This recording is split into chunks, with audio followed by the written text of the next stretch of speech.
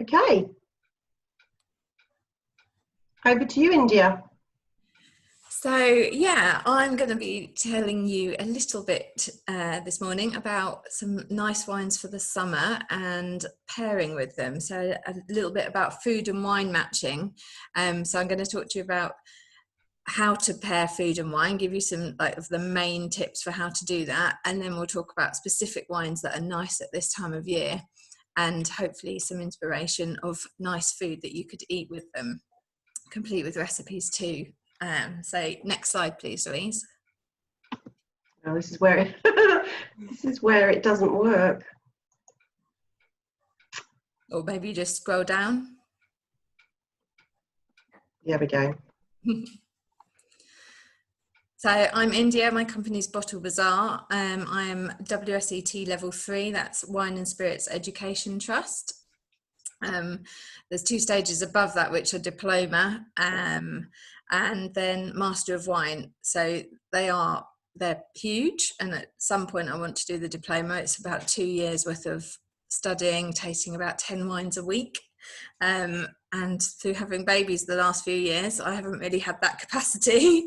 But yes, that's coming next. But I've worked in the wine trade for 14 years, supplying bars and restaurants, Michelin-starred restaurants, gastropubs in London, and one of my favourite parts of the job was always helping with the food and wine matching. So whilst I'm not a sommelier, I do have experience in it, and hopefully I can give you some good tips on it. Next slide, please. So what's the sort of thing that you like to enjoy drinking in the summer? Summer's a bit different because we're all out having picnics. We're mostly spending time outside at the moment as well this year, what with COVID, but barbecues, garden parties. If you're lucky enough to be by the beach, or if you're traveling to the beach and got a few days away, maybe you want to sit in the sunset and have a drink of wine then. And the sorts of wines that are great in the summer, we've got a nice sunny day today. I like your dry, crisp, fresh white wines, the refreshing ones.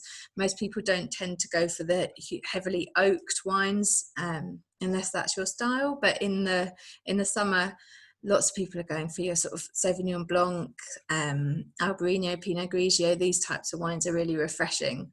And that's the same sort of thing that you're looking for with your rosés, the refreshing ones, the lighter ones. And with reds, fruity reds, maybe lighter to medium bodies, but not so much the heavy, rich reds that we tend to drink in the winter time. So yeah, fruit-driven reds. Next slide, please. Actually, so before I start about the specific wine, I'm going to tell you a bit more about food and wine pairing. So why would you want to pair the food and the wines together? Well, it's a really subjective subject because everybody's tastes are different, obviously. And whilst there's not necessarily a right or wrong, there is certainly a really harmonious pairing. And the whole point of it, the whole point of food and wine matching, is to bring out the complexities in the wine and in the food, and so you appreciate them even more. So you could ask 10 different wine experts for their favorite pairings with oysters, and they'll probably all come out with something different because all of them work differently. So it is subjective, but there are some general rules that you can go by as well to help you get the most out of your wine and the most out of your food, because when you hit on a great pairing, you know it, and it's just fantastic. It's like art, it's harmonious, and it's amazing. So with bad pairings, they're not often bad. They're only ever going to not enhance the pairing. So you might get massive clashes, so where you've got food like Indian food and you've got lots of different herbs and spices and aromatics, that could be tricky with wine. So things like that you want to think about a little bit more. But the most important thing to remember is choose a wine that you like, because there's no point drinking a wine just because you think it's going to go with the food if you're not even that keen on it. So when I do food and wine pairing, I always start with the wine that I want to drink, and then I choose the food to go with it. So where do you start with it? Obviously, you've got your classic match white wine with white meats, red wine with red meats. But there's always exceptions to every rule. And red wine, for instance, you can get a lovely red from Spain called Mencía, which is amazing with octopus. And so you wouldn't necessarily think about it, but they do work so well together. So whilst there are these rules, it's interesting. You should, they can be broken. But so the main thing is about matching by intensity. And this is actually really important, because if you match by intensity, you're thinking about, so say you've got a Pinot Grigio, this is a really light-bodied wine. If you pair that with a massive steak, you're not going to taste the wine. So you want the intensity of the wine to be equal to the intensity of the food.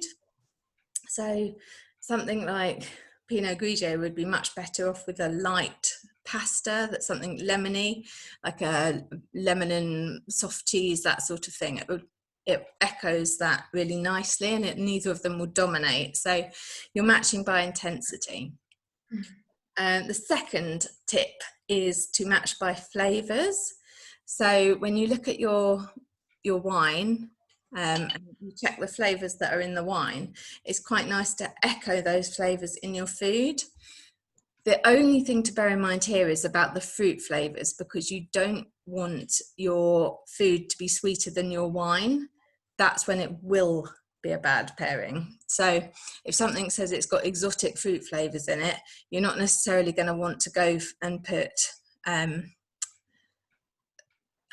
passion fruit or too much pineapple in it, because that will be a very sweet fruit that you're going to taste. And if you've got a dry wine that might have those aromatics or those flavours on the palate, it's not going to work.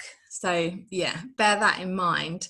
But some white wines or red wines, you might get pepper on the pepper as a characteristic of a red wine, and that's nice if you echo that in the food too. So yeah, match by flavours. The third thing is you need to think about tannin. So that's predominantly in red wines. And tannin, I don't know if, does everybody know about tannin? No. It gives you migraines. It does for some people, yeah. So basically that is the feeling and sensation, and you can best experience it by drinking black tea. So it's a really drying sensation. It'll make your lips stick to your teeth. So that's what tannin is. And that is best paired. So if you have a rich tannic red wine, that's best paired with fatty foods. So like a fatty cut of meat, like a ribeye steak, something like that. It softens the tannins and you don't feel them as much as you would do if you weren't having any food with it. So that's quite an important one. And finally, this is probably the easiest one actually, is consider matching by region. So a lot of, most winemakers make their wine to match the food from that region. So Rioja, say they eat a lot of lamb there, and so you could think about having lamb as your dish. Sancerre, goat's cheese, these are kind of classic pairings of things that you get from that region. Malbec and steak, so in Argentina they eat a lot of steak, and Malbec's their national grape, as it were. So that's quite an easy way to think about the cuisine of that country, or even break it down to that individual region, because the wines are often made to go with that type of cuisine. So that's your main basics on food and wine pairing, and now we'll talk about some specific wines. I think I've realised that I'm an absolute heathen. I just go into the supermarket and pick up the label that I'm used to. Don't even look at it. It's so bad, isn't it? So many people do though, and you get used to the wines that you know and like, and you just become a bit less experimental. But that's why we should join the wine club. Yeah. I do belong to the wine club, but I think I can't ever be as professional as India, because I always look at what we're eating first and then think, oh, have I got a wine that will go with that? And then end up at sort of 2/3 of the way through the month thinking, oh, I haven't drunk all those wines from India's wine club because I haven't had the right food. But you're right that you need to start with the wine and then decide what to eat based on the wine. Yeah, Well, makes more sense that way. it does, because you're buying your food in every week anyway. So it's easier to then just adjust it and add something in. Otherwise, yeah, if you've got your food in anyway and then you've got to buy wine, most people don't have a huge collection of every different style. True.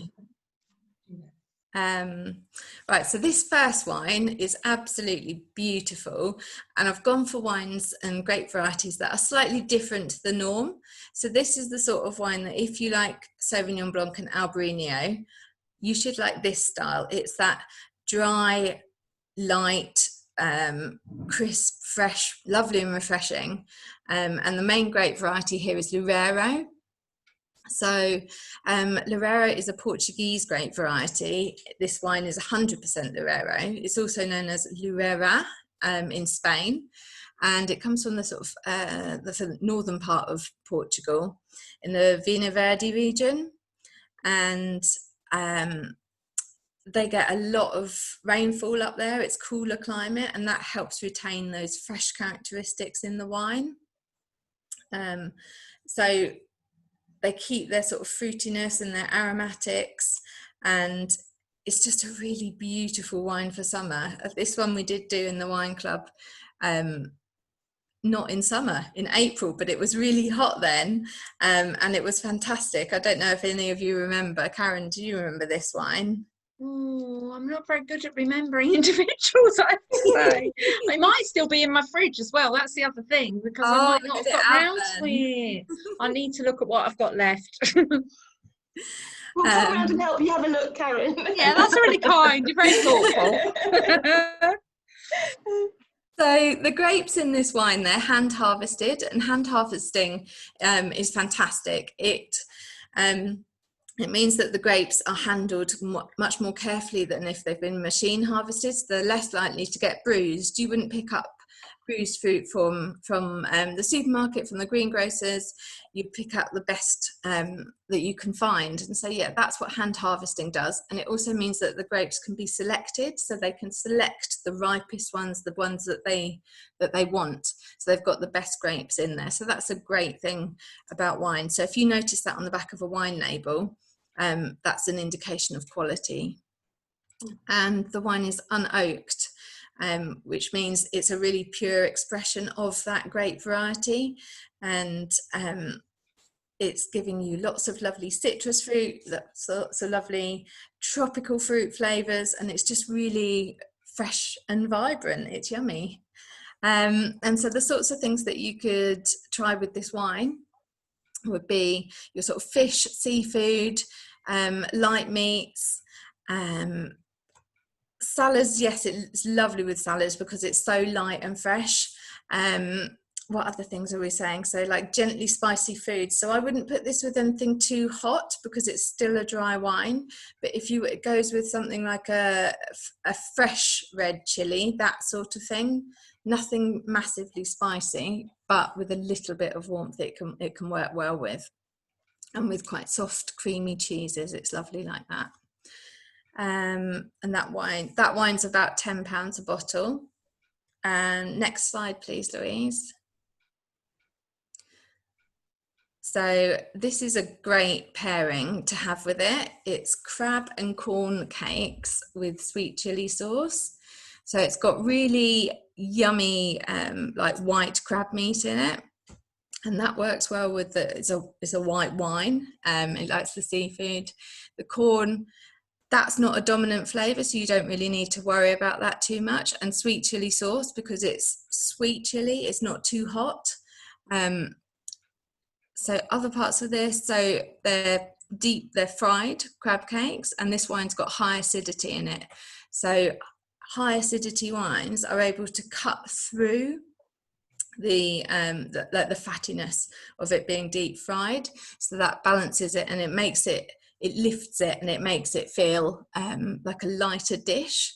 And that's how it enhances something like this. If you have it on its own, it can just feel it might feel a bit heavy, but the wine lifts it, and you can probably eat one or two more as well if you've got the wine with you. So I've put on the presentation: match by intensity, match by flavours, consider tannin, and match by region. And I've got that all the way through because they're the main things that you should be considering with your pairings. So sort of think about that every time. And there's no tannin in this wine because it's a white wine, and tannin comes from the skin of the grapes. So you haven't got any colour in the white grapes. That comes from the red grapes, so you get the tannin from the red grapes. So that one's not an issue here. And match by region here, so yeah, they do eat a lot of seafood. It's up in the sort of northwest corner of Portugal. And so yeah, so that was kind of the logic with this pairing, and that is one that I ate myself. I know it's a brilliant pairing. Next slide. I love your plates, by the way. Thank you. So the next one's a rosé. You've got to have a rosé. It's summer. It's not summer if you're not drinking rosé, is it? When else do you drink it? So this is just fantastic. It's Provence rosé. Provence rosés are always very pale in colour, and they are generally, or they are blends. So it's a blend of 3 different grape varieties of Grenache, of Cinsault, and of Syrah. So Mourvedre is also a grape variety that can be used in Provence rosé. It's not in this one though. So this one's predominantly Grenache, and that gives you lovely sort of berry flavours. And then they've got an addition of some Cinsault, and that adds perfume and softness to the grape, and some Syrah. That adds more body and structure. So again, this is made using hand-picked grapes, and this comes from some of their best vineyard sites. So it's good fruit going into the wine. Again, it's also unoaked, so it's really expressive of the terroir and of the grapes. Does everybody know what terroir is? No. Anybody? No, it's quite a difficult concept. So terroir is the term that encompasses all different factors such as like the soil types, the climate of the area, the microclimate, the aspect, so whether the vines are grown on the flats or if they're grown on slopes, so they might get more sunlight. There's lots of different factors that come into it, and terroir is a term that encompasses all of that. So if you talk about a terroir-driven wine, that means a wine that's expressive of the place where it was produced. Right, so this Provence rosé, so it is so delicious. I have sold so much of this wine, it's unbelievable. It's really got lovely berry flavours to it, strawberry flavours, some citrus. It's really delicate and smooth and easy drinking. It's too easy drinking. Yeah, people are just loving it. I think it's because it's got a little bit of sweetness to it. And when I say that, don't go expecting a sweet wine. It's not a sweet wine, it's a dry wine, but it's got a little bit of sweetness there from the fruit flavours that it's got. So it's a really enjoyable wine. India, Yeah. you know the list of ingredients, if you like, on the back of a bottle of wine, does it work in the same way as it does for food? So if you buy something and you see that it's got a lot of pork in it, or it's got pork listed first, you know that's the biggest ingredient. With it saying strawberry first, does that mean it's more strawberry than anything? No. So first off, wine labels don't contain ingredients. They don't have to. No, it's just flavours of, isn't it? Yeah. So it is strange that they don't have to put ingredients, but it is pretty much grapes. Like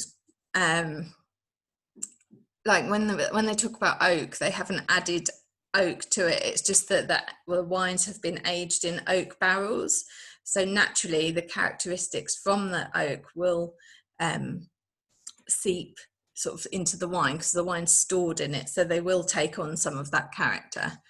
But when we're talking about strawberry flavours, there's no additives to it. Those flavours have come from the wine, from the soil, you know, from the amount of sunshine. So it's all a combination of the grapes and the terroir. I've got a bit worried lately because I ordered, or I got some wine, and it said it had strawberry in it. It wasn't from you, it was from a shop, and it was really, all I could taste was strawberry, and I don't like strawberry very much, and it's really frightened me now about any rosé that mentions the word strawberry. And I love a dry rosé, but the minute it mentions strawberry, I start thinking, oh, it's going to be too sweet, I'm not going to like it. So it's a bit frightened me. I think it's just that wine. Yeah. Be braver. Was it sweet? Yeah, can't remember what it was called, but I can't remember. But no, I definitely didn't like it at all. It was recommended as a, you know, if the one I wanted wasn't in stock, have this one instead. It was probably you really like this. I didn't. I was upset. Yeah, some of them, I'd say some of the sweeter ones are not authentic, not as authentic. So yeah, that's the thing. It is very difficult when you're choosing wine, because you don't know what it's going to be like. And that's why I think, like Louise said at the start, you often just stick with the wines that you like and you get less experimental. So it is good to talk to someone or find a wine supplier that you like and you get on with. And if that's in the supermarket, that's great too. If it's an independent wine shop, independents are generally staffed by people that are passionate about wine, and they are just waiting for you to talk to them, and they just want to talk to you about it. But Waitrose in particular, they have got a really good wine team on the floor. They've usually got someone in there that is trained, and they'll talk to you as well. So it's always worth talking to the staff in the shops. And I'm pretty sure like some of the other supermarkets do train their staff members well too. So it's worth talking to people.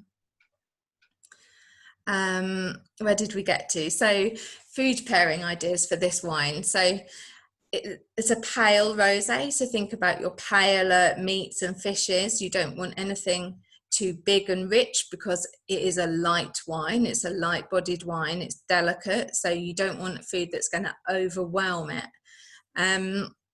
It can cope with aromatic spices, so think about like Moroccan food, Indian food. This wine is the sort of wine that can cope with characteristics like that, and particularly it can work well with like aubergine, tomatoes and peppers, like the nightshade family of vegetables. So it's worth thinking about like considering those into your dish.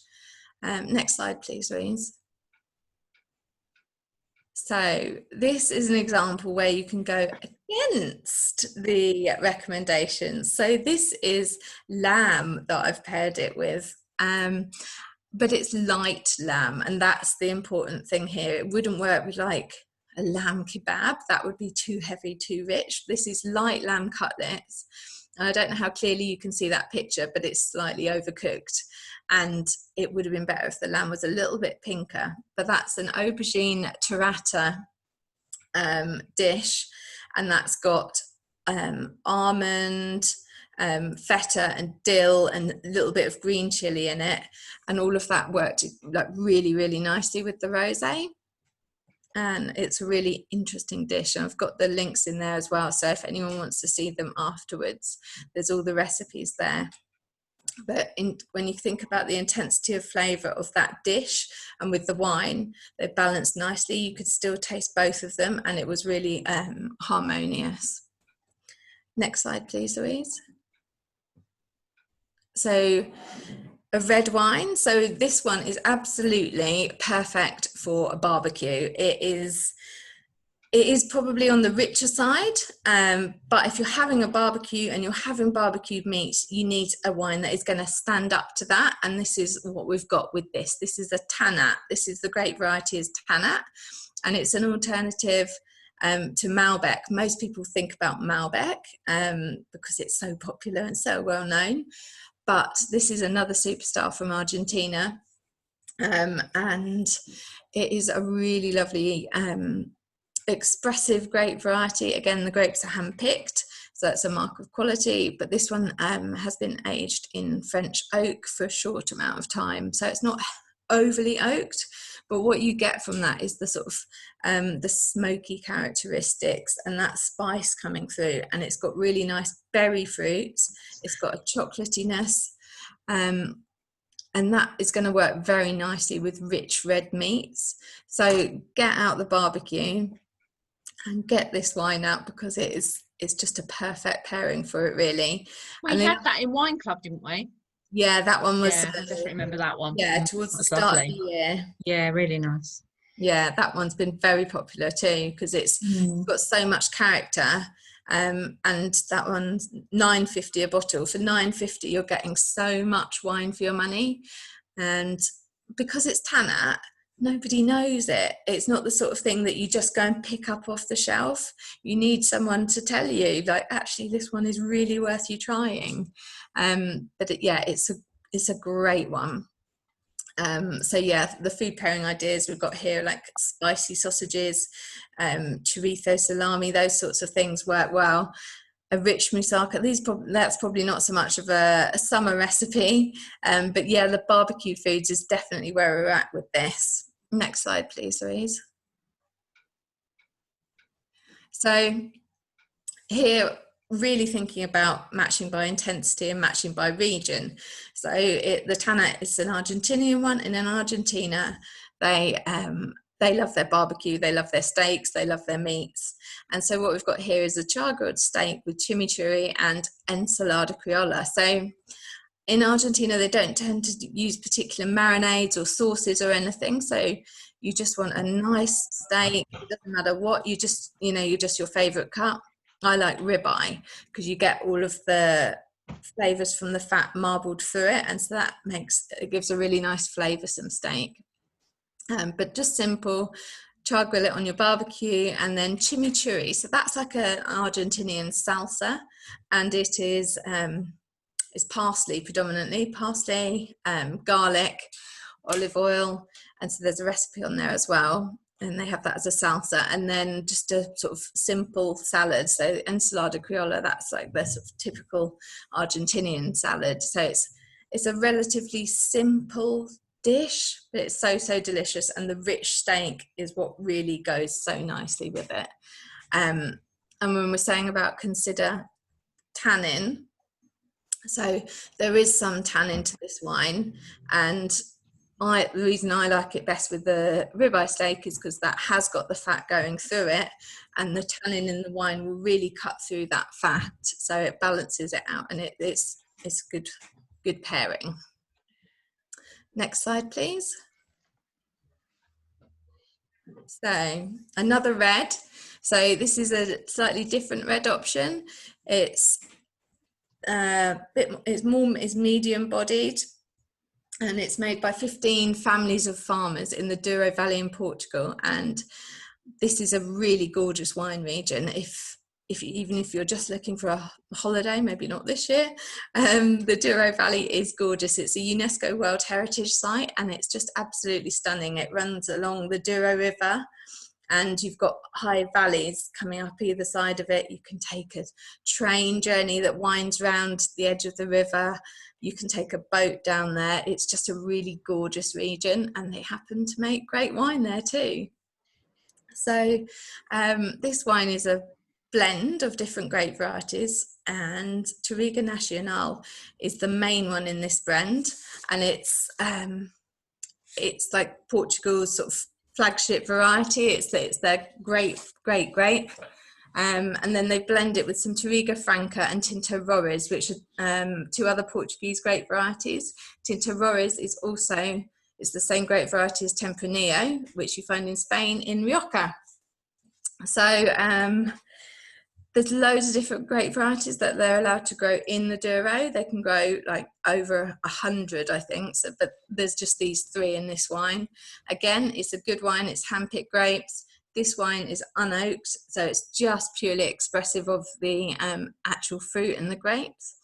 And it's very, very smooth. It's really easy to drink again, and you get lots of lovely cherry, plum and blackberry flavours. And when I was pairing this wine, I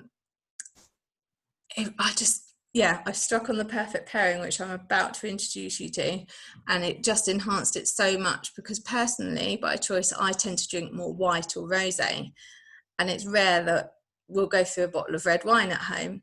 And this was finished before we'd even finished dinner. And that's the thing, when you get a great pairing, it's brilliant. So food pairing for this: rich chicken dishes, richer ones, not lighter ones, because the chicken obviously is a light meat, so you want a richer chicken dish.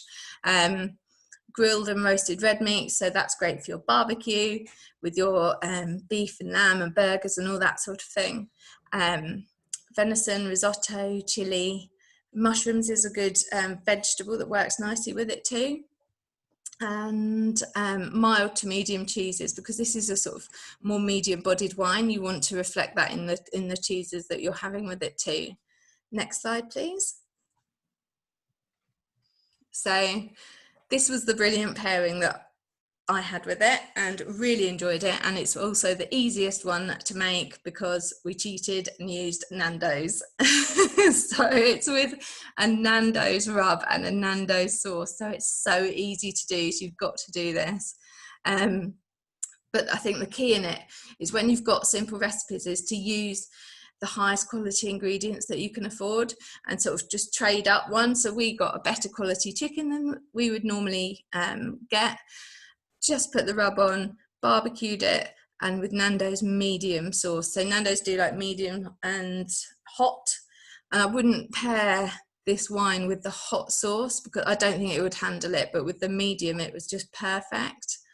So thinking about how and like why to pair this wine, I wanted to go with something really Portuguese, and what's more Portuguese than piri piri chicken, and that, as I was saying before, it's a rich chicken dish. It's not a light one, so it's rich. You've got the heat from the sauce.